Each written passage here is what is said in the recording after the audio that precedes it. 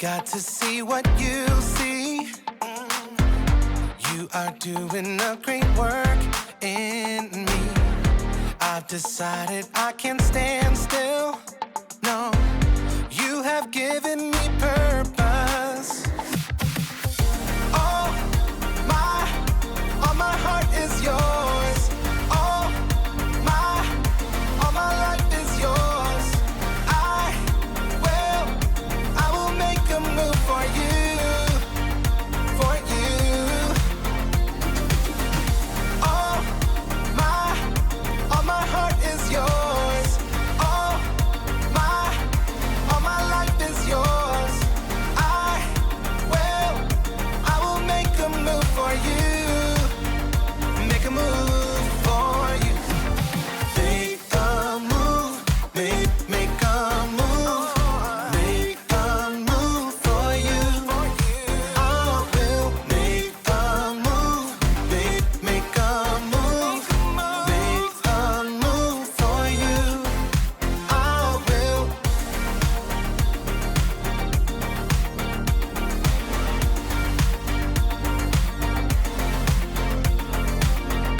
I'll take up the call to serve you. You have given me a job to do. I wanna love the world just like you. Yeah, you have given me purpose. All my heart is yours. All my life is yours. I will make a move for you, for you. All my heart is yours. All my life is yours. I will make a move for you. Make a move for you. Make a move. Make a move. Make a move for you. I will make a move. Make a move. Make a move for you. I will.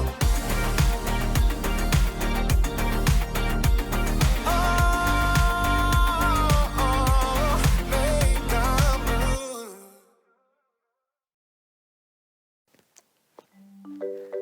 Hey, welcome to Story Lab. This week, we're talking about faith, while we take a look at the story of someone who found himself in a tight place.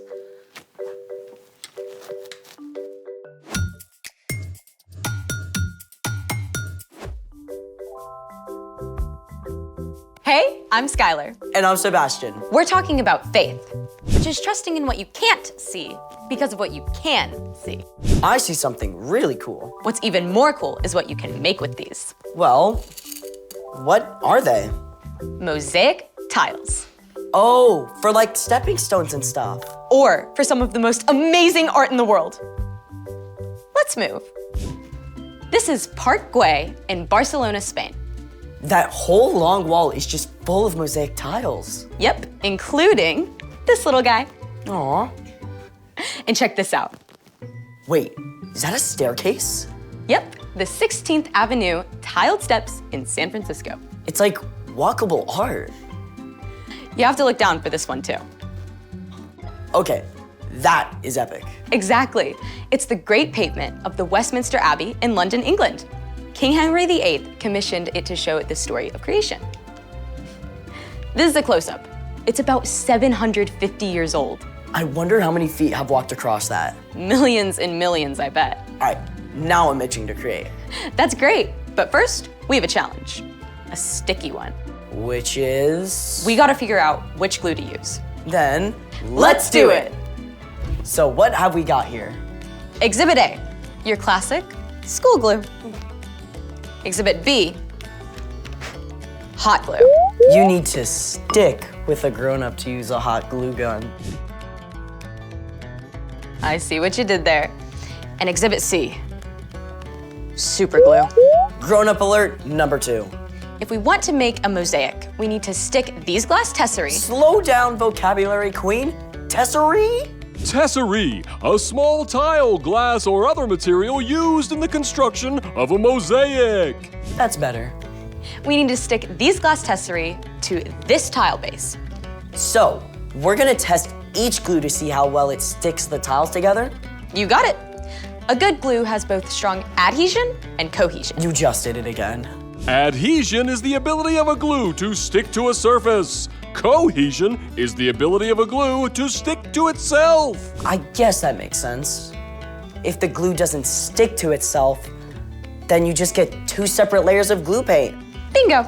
So let's stick to it. Up first, school glue.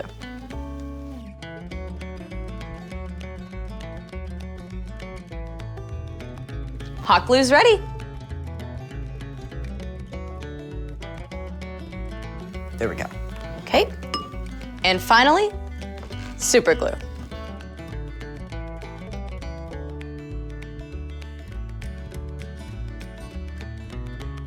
Now we could sit and watch the glue dry for 10 minutes. Or we could do this.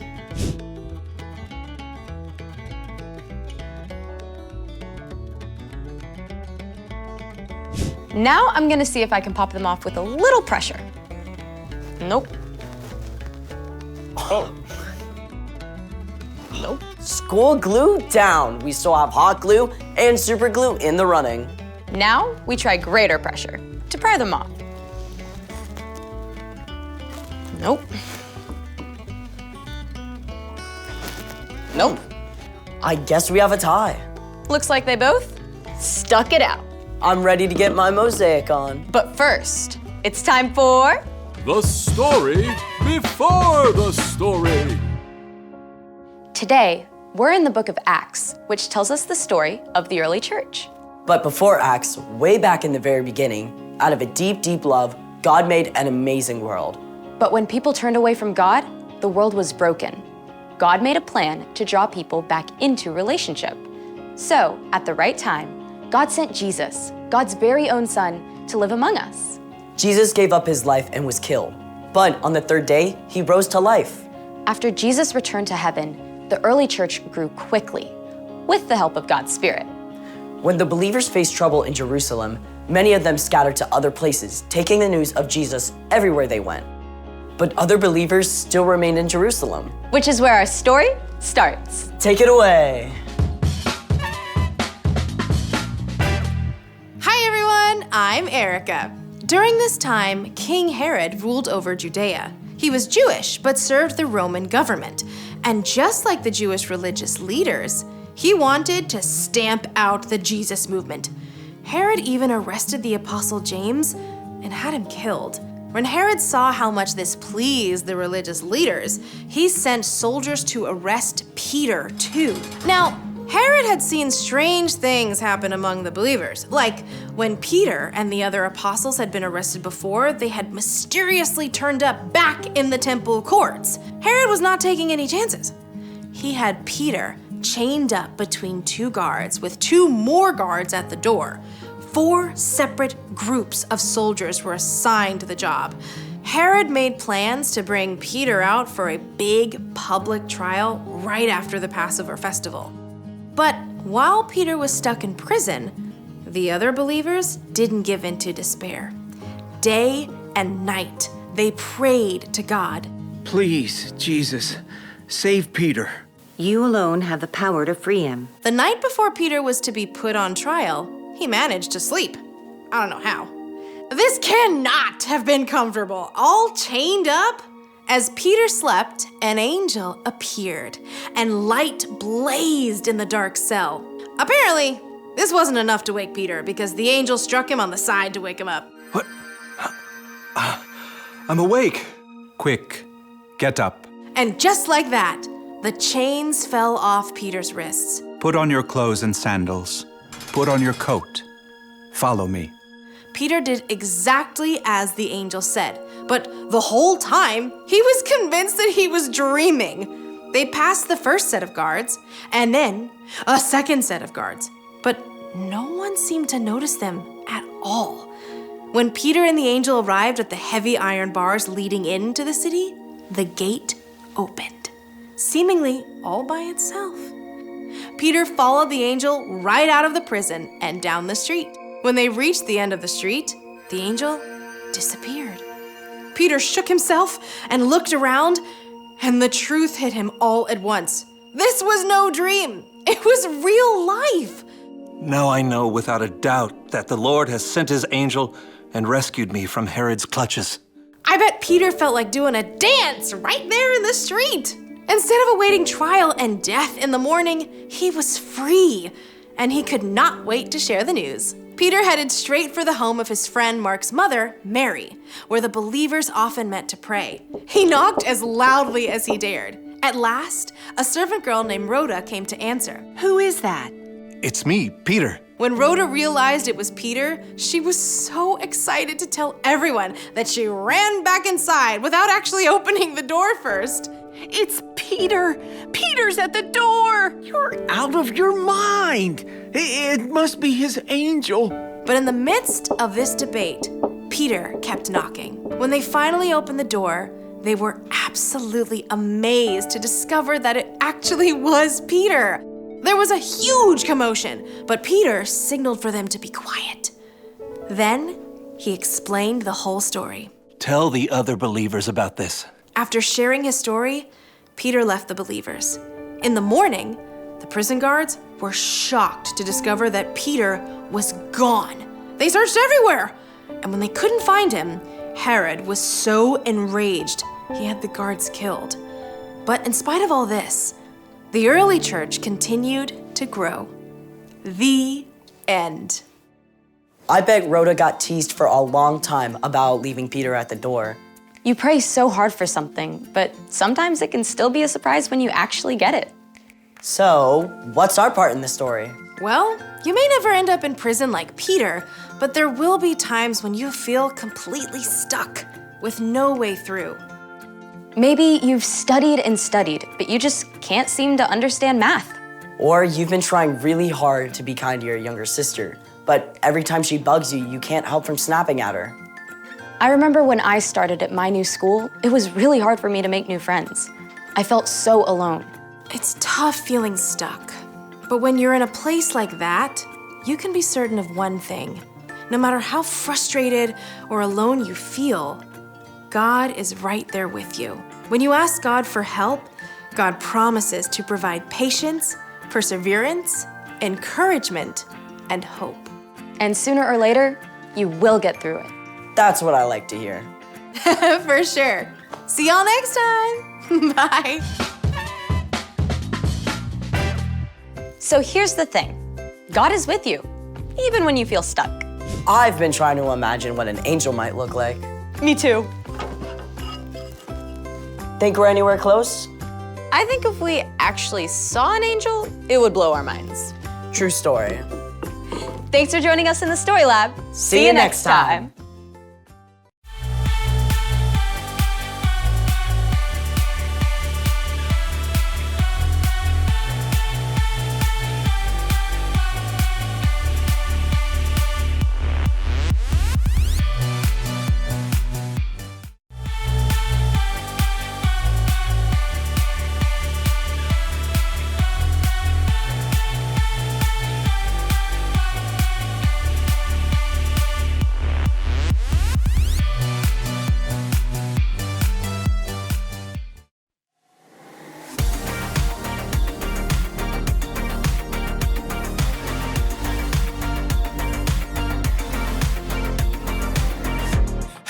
Got to see what you see. You are doing a great work in me. I've decided I can't stand still. No, you have given me purpose. All my heart is yours. All my life is yours. I will make a move for you, for you. All my heart is yours. All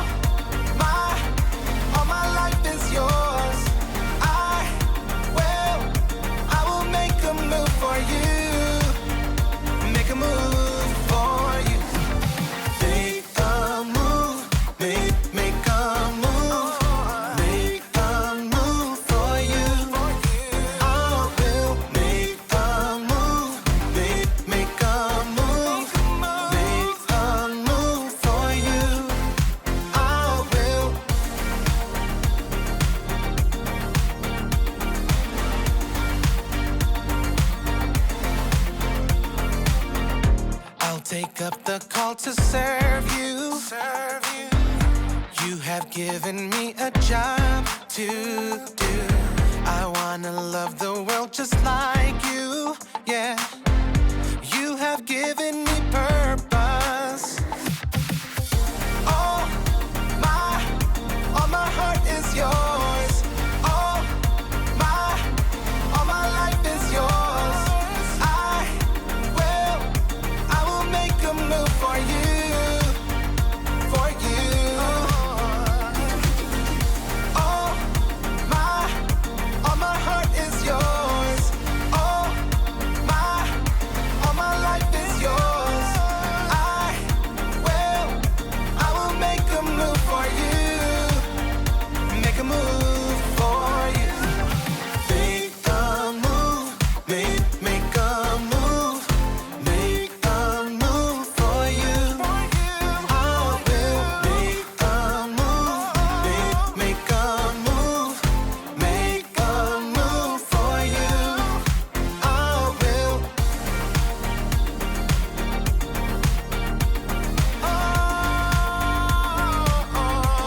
Make a move. Oh man, this is amazing. Tell me about it, recreating the Jules Verne classic Around the World in 8 seconds. This seems crazy. It is! Okay, here we go. You ready? Yep.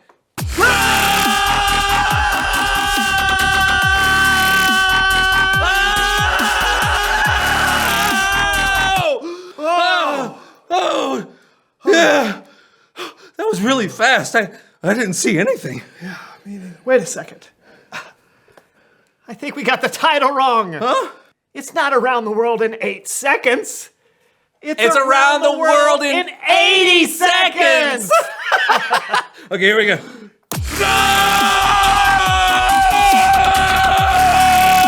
still seems a little fast.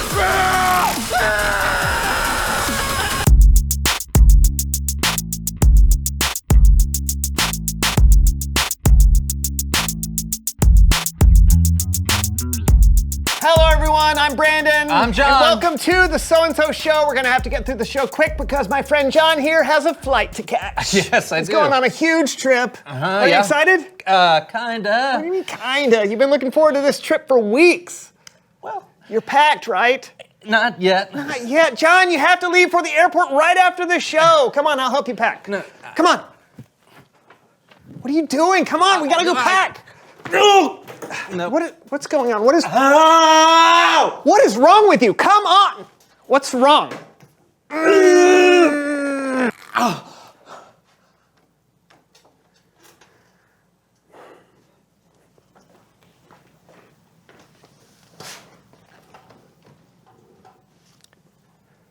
John, is your hand glued to the table?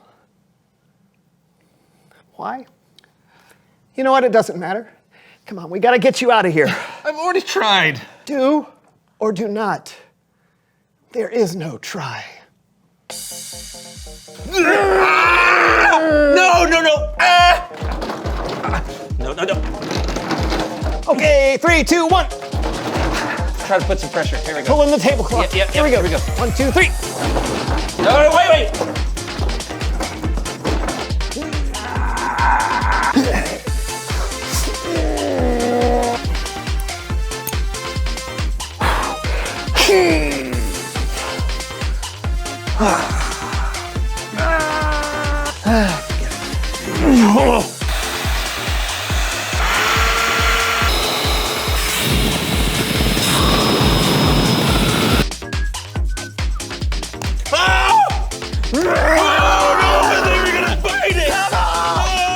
Come off the desk! Come off the desk! I guess we do not. And my flight leaves in 5, 4, 3, 2, 1. I have a second hand on my digital watch. I'm so sorry, buddy. Yeah, I just don't know what to do. I mean, it was gonna be an amazing trip. It was gonna have everything, you know, museums, the zoo, a train ride, surfing, a Broadway musical. Where is this? And so much more. What if we didn't have to go? Or what if I brought your trip to you? Welcome to the greatest road trip ever.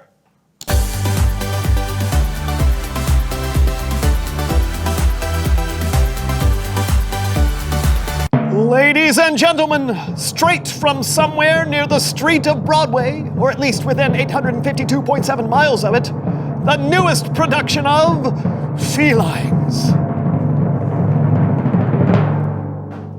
Remembrance, turn your face to Earth's satellite. Let your remembrance lead you. Open the door and go in. If you find it, a new sun will shine again. Felines.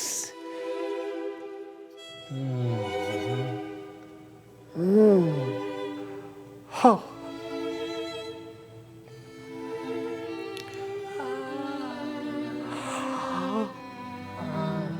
Wait.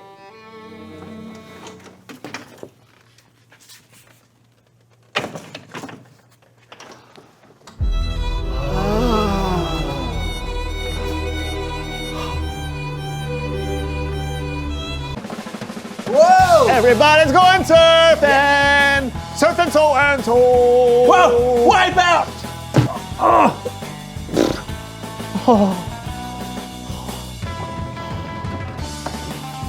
Welcome to the original golden age of travel. Horse and buggy? No, I'm talking about trains.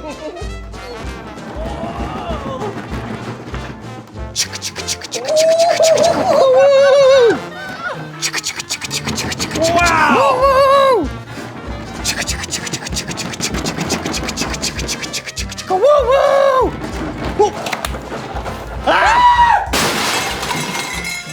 I want to see a panda. Oh, he's so cute. Oh, yeah.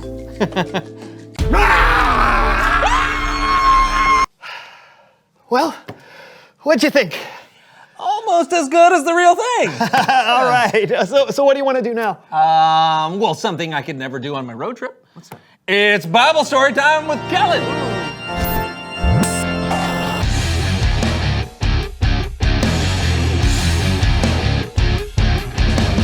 Kellen, how's it going? Good, good. How's it going with you? Just, hanging around, not really going anywhere. Feeling like there's no way out, but like I'm just gonna be here forever. Well, I don't know if this will help, but I do have a story about someone who didn't seem like they had a way out. Oh.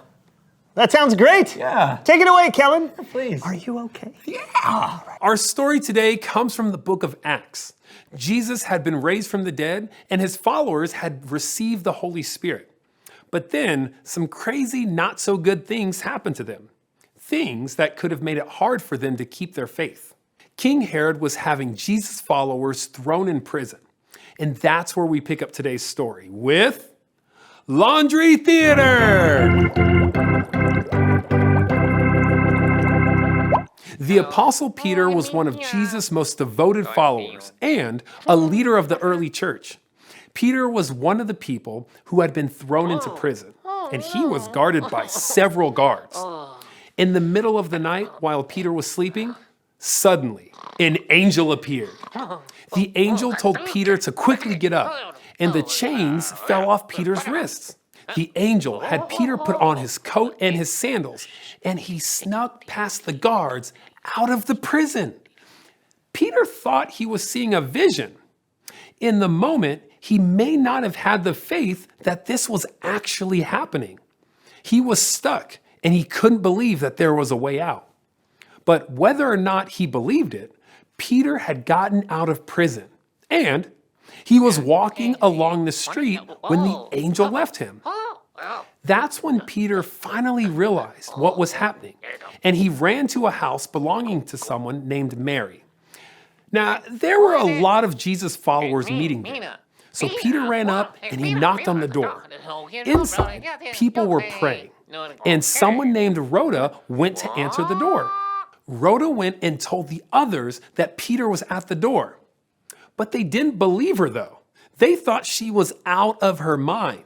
But Peter kept knocking until they finally opened the door, and they were amazed. Peter told them to keep quiet. Then he told them the amazing story of how God broke him out of prison. After that, Peter went on to a different location to continue to do the good work of Jesus. Wow, incredible story. Definitely. I mean, God broke him out of prison. Can God break you out of almost anything? Like your hand being glued to your desk? Well, sometimes God uses other people to help when you're stuck. In fact, one thing you can try is if you take some... No worries. All good here. Thanks, Kellen. Yeah, sure thing. See you next time. Later. I think he was about to give me an idea how to get out of this situation. Yeah, but I thought it might ruin something. Ruin what? The rest of my day? No, this. Reveal the question. What does it feel like to be stuck? Wow, that's convenient. Tell me about it. Well, for me, in a very real way, feeling stuck is hard. It's frustrating, and I don't know what to do. Yeah, but there are other ways that people feel stuck. Maybe you feel stuck because you can't quite find a group of friends that you fit in with. Or maybe you're really having problems getting along with someone and you don't know how things will get better. Yeah, we can feel stuck in different ways. So find someone you trust and tell them when you're feeling stuck. Yeah, and remember, when you put your faith in Jesus, it can help remind you that even when you feel stuck, God is with you. That's true. Well, that's all the time we have, but we'll see you next time on the So&So Show. Wait. Is that a... We're gonna get you out of here, buddy. Okay, I trust you.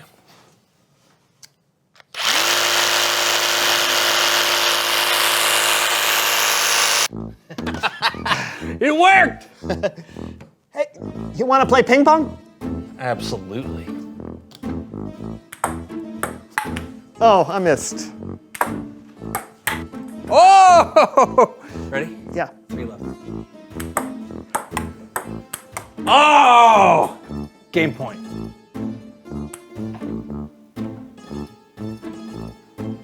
Game over. What do we do now? Hey, let's go rowing. I love it. Yeah. Where's the boat?